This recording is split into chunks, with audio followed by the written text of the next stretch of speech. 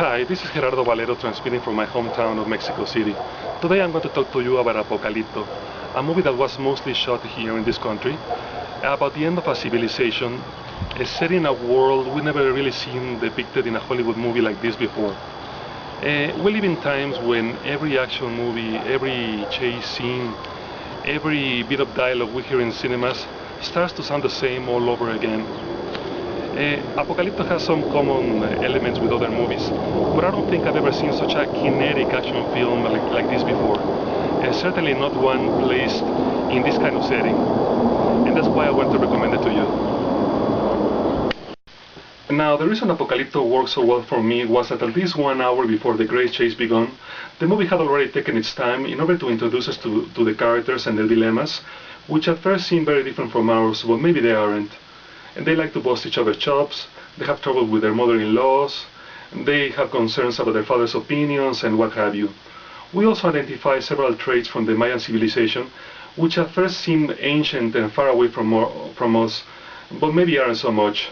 There are various social classes, they have privileges, they have a flashy possessions, and a comfortable lifestyle which is fueled by the poor, who work under the worst imaginable conditions possible.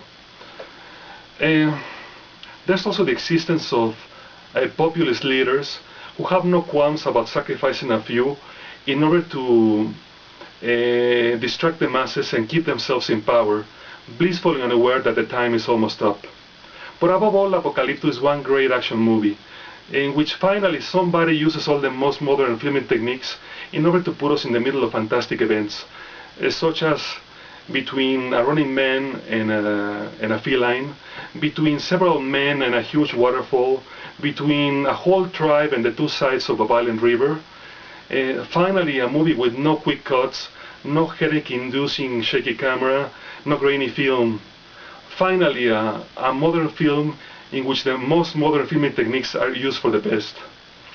And now, to close this segment, we're going to propose another suggestion for Ebert's little movie glossary, and it's called The Falling Beloved Possession.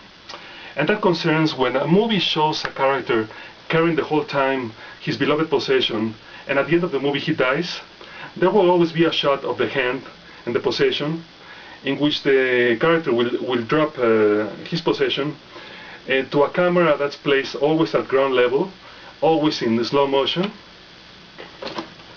Think, for example, of every Mel Gibson movie, like the wedding band in Braveheart, or the cloth that Jesus Christ carries in the Passion of the Christ, or the knife from the bad guy in Apocalypto, and also other movies like Denzel Washington in Men on Fire, the medal that was given as a gift to him, and obviously Anthony Ego, the famous critic in Ratatouille, and his pen that he drops at the end when he hears shocking news.